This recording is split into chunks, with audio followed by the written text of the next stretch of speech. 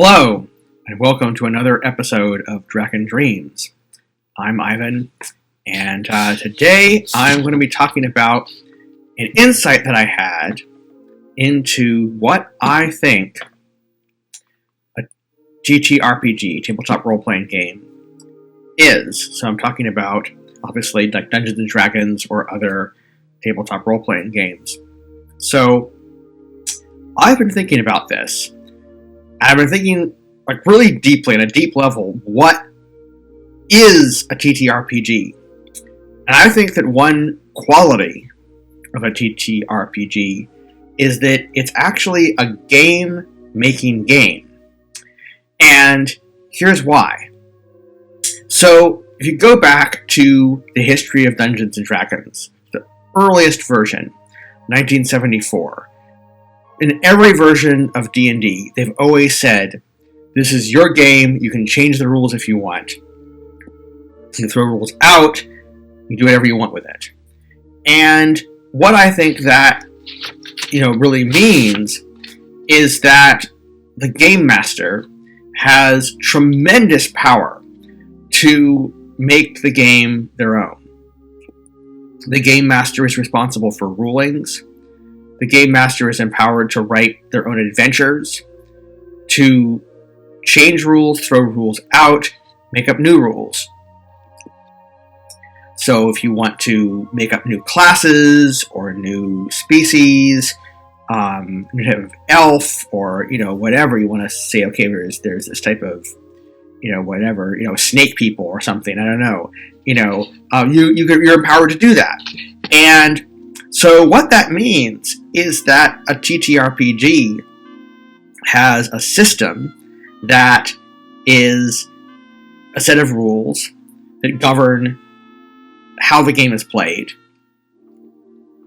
And those rules are really, if we think about it, really more like a toolbox for the GM to create the setting. Oh, I forgot to even mention setting. The setting is an important aspect of that. So that the GM can create this experience, which is the game. And then the players are playing this game that the GM has set up. And we don't usually think about it that way. We think about it as one game. But think about it this way. Writing an adventure is essentially creating a game. You're creating, where the monsters are and, under what circumstances, I don't know, they're going to attack you or run away, or whether some of them are friendly or could be made friends with or be pitted against each other. You're putting in, where are the treasures? Are some of them treasures hard to find? Are they hidden away someplace? You're looking into, if it's a dungeon, how is the dungeon organized? Are there multiple entrances or exits to it? Are there problems to be solved if it's a more kind of grand quest kind of a thing that's not so much of a dungeon-oriented game? What could happen? I hesitate to say what's the plot because there is no plot. The plot is whatever happens when the players decide what their PCs will do. but there's a scenario and sort of a setup for, whatever, the dragon's gonna kidnap the princess, and then the king is gonna ask the PCs to rescue her, and then the PCs have to find where the dragon went to and track the dragon back to its lair and, slay the dragon and rescue the princess or something, right? And that whole setup, if you think about it, is a game. Actually, it's a game that happens to inherit the rules of the TTRPG. So if it's Dungeons and Dragons, you're going to be making to hit rolls and damage rolls. You have a certain amount of hit points, right? But the actual game that you're playing is, I would argue, the game that the GM has set up. Okay. And that's not just the adventure, it might be the setting that the GM has set up. They may have rolled their own setting, as it were, rather than using a canned one. or even if they used a canned one, they probably have their own interpretations of it. Okay, and they might change the rules. They might be like, hey, I don't like how damage works. I think I'm going to make all weapons do like a lower damage die or something like so. Swords do a d6 or something like that.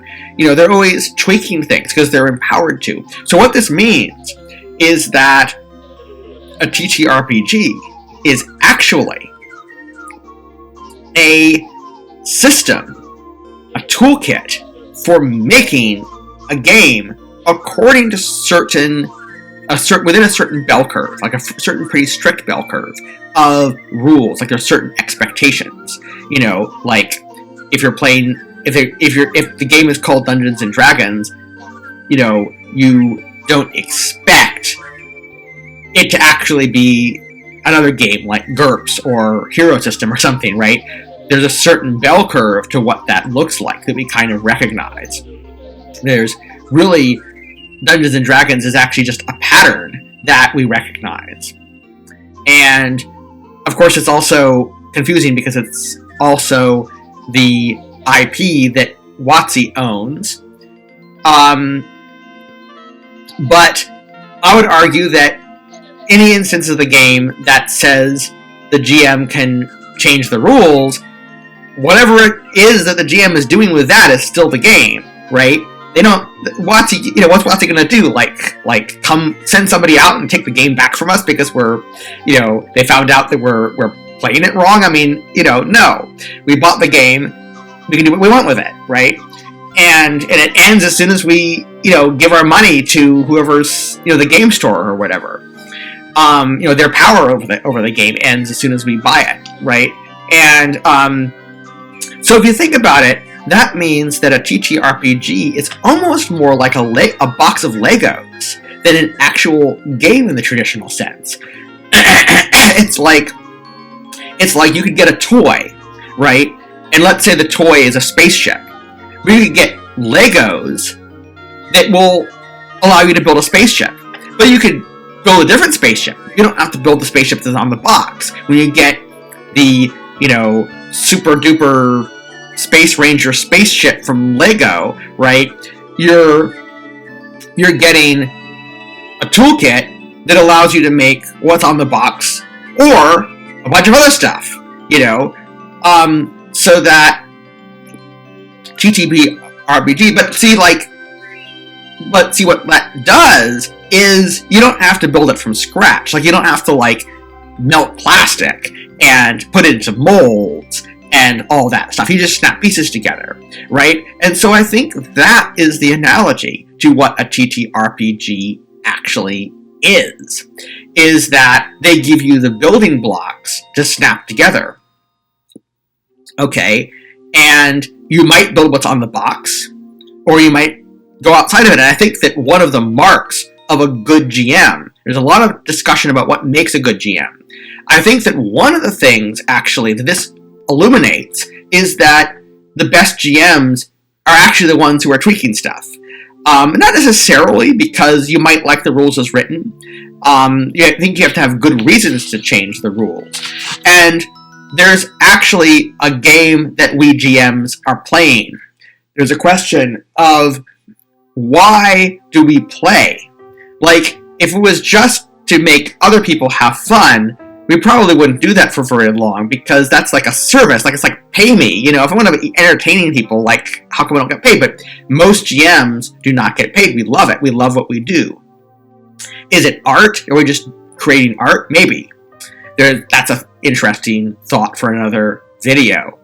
But I would say that the reason why we like it is because we like making games. It's like a hobby. It's like taking up that box of Legos or making model trains or playing with model trains. It's making those dioramas and having the train tracks go around and stuff like that.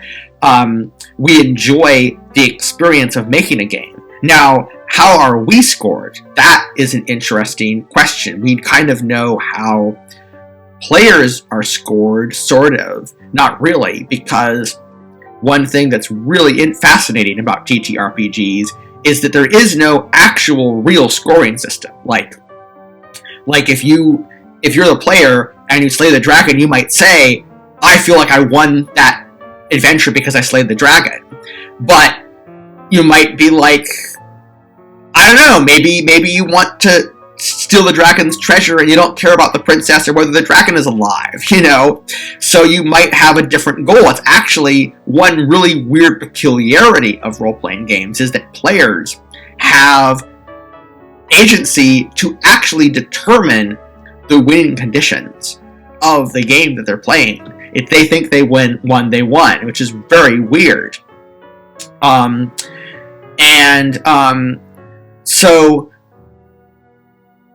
But there's ways that we all know that players are kind of scored.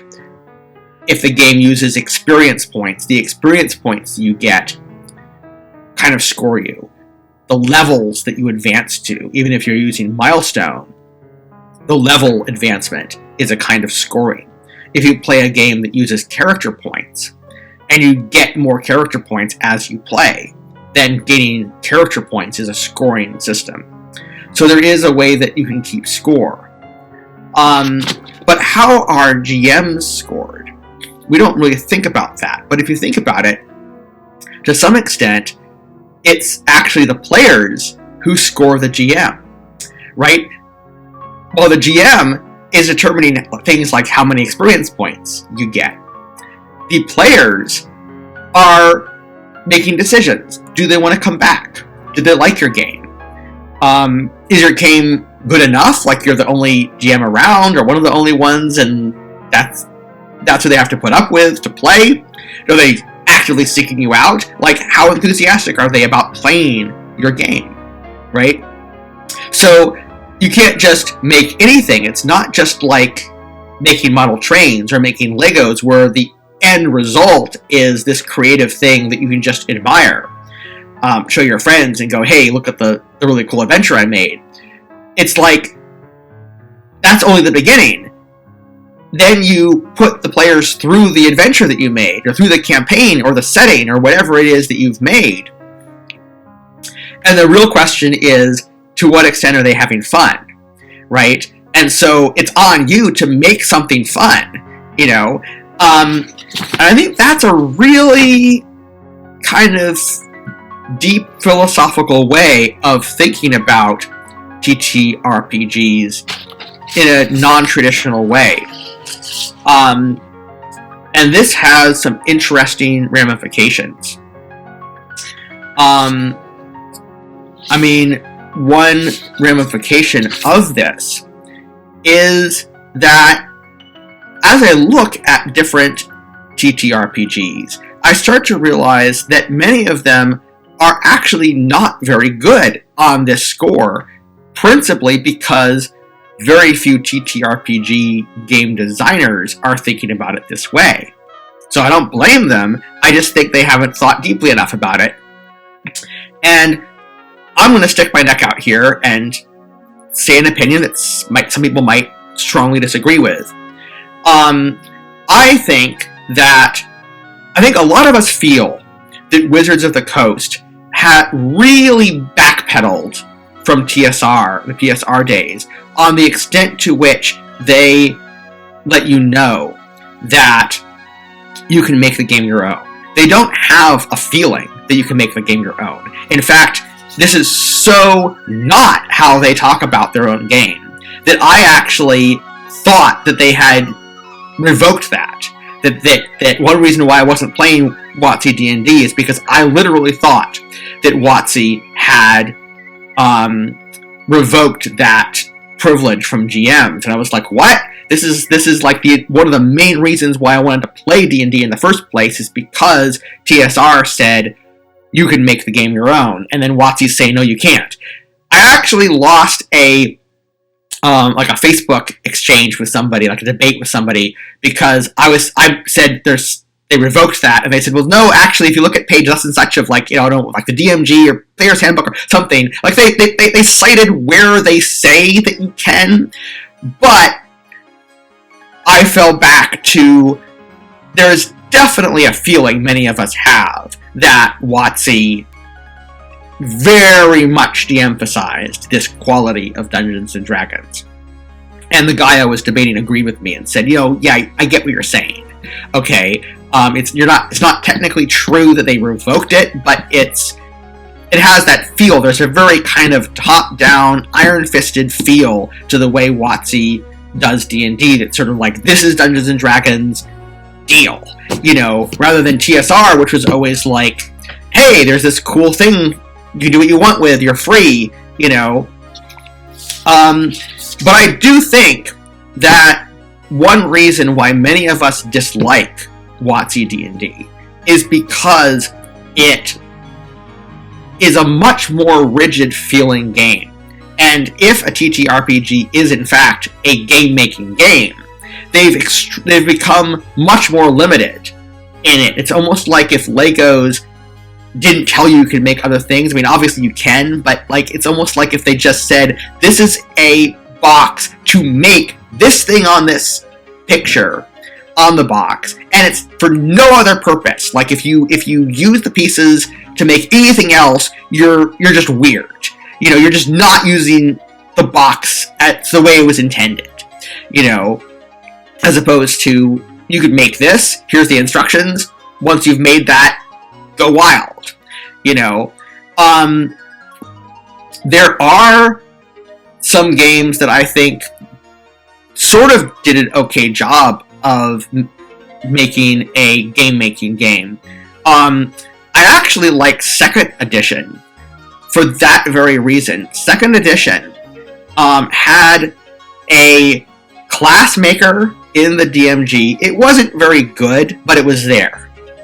They had the ability for the GM to make any kind of what they called Mythos Priests. A Mythos Priest is a priest to a particular deity, whereas they said that clerics were more like generalists in a religion. So it's like maybe like, all of the Olympian gods or all of the Norse gods or something, or like that's what clerics worship, whereas a Mythos Priest worship just one specific deity. And the thing that was kind of cool is they opened up what had previously been cleric and druid spells in 1st edition, and they said, go wild. They divided them into 16 spheres, and they just said, go wild. Just say, if you worship Thor, for example, which cleric and druid spells a Mythos Priest of Thor can cast. And just, it's up to you as the GM. So that stuff like that was really, really cool. They also really highlighted certain things that were optional rules and even decisions you had to make, do you want to use secondary skills or non-weapon proficiencies for the skill system? So that it was there were these, toggles or dials or whatever you could kind of, imagine the game as sort of a machine that you could dial up or dial down, or switch on or switch off, and that would change the game. I think Hero System actually got really close with Hero Fantasy, where they have this really elaborate system in Champions for their power system. But then when you spend all these character points and you take advantages and disadvantages, you can make a fireball that explodes so many diameter and does so much dice of damage. You can dial it up and down, and it's armor piercing and all this kind of stuff. And you can only do it once a day, and you need gestures and incantations to do it, and you could get very, very specific with. They had basically a power maker in Hero System, and then when they did Hero Fantasy, they did these package deals where you get a specific thing, like a warrior or a wizard that was based on everything else in the game, which makes it easy for the GM to make new package deals. They're like classes, basically. But instead of calling them classes, they called them package deals. But I don't know of anybody who's actually called out that the purpose of the game is to make a game. Because I think as far as I know, I'm the only person who has this hypothesis about TTRPGs. Okay. And I have a rules-light, very flexible game that I'm working on right now called Dream of the Dragon that I'm getting ready to playtest. And one of the things that I'm doing with that is once I realized this about TTRPGs, or formulated this hypothesis anyway,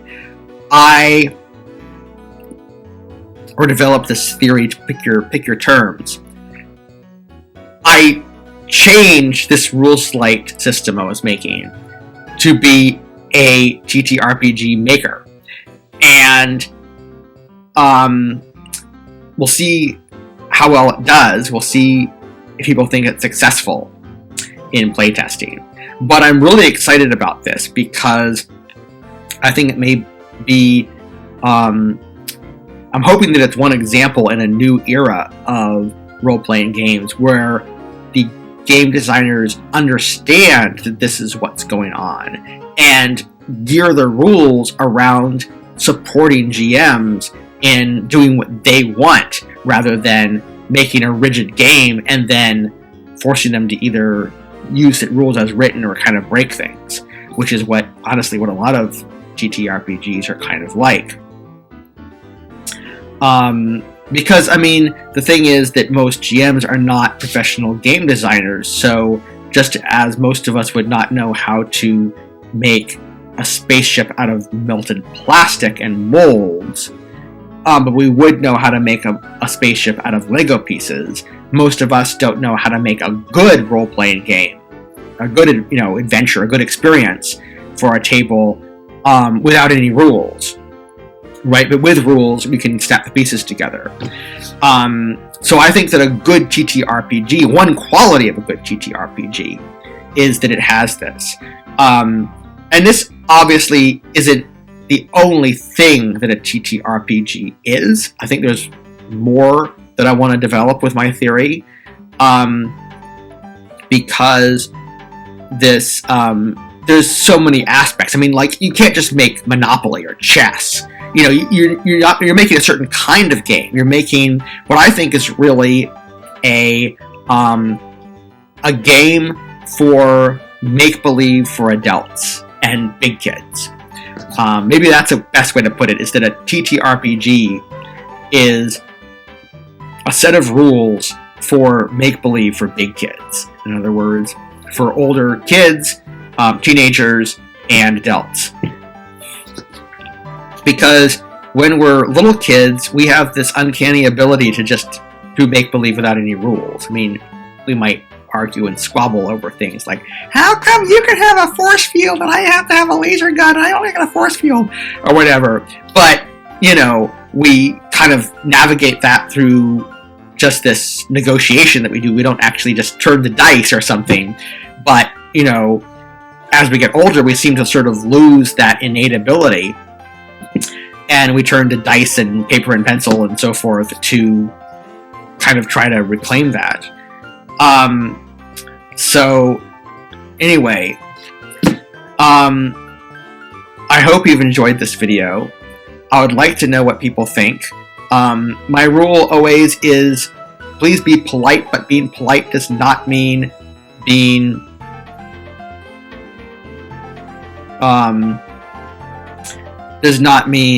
holding back with your opinion. Please tell me your honest opinion. But, you don't need to be rude about it. You don't need to be like, well, you're just an idiot, Ivan, or something. And if you like what I'm doing on this channel, please, you can support it in a number of ways. You can like this video, okay? You can share it, and you can subscribe. And I hope that you'll do that. And anyway, I would love to get more discussion on this in our community about, what we think about this theory, whether we think it makes sense, or whether we're just like, nah, Ivan, you're just, I don't know what you've been smoking, but no.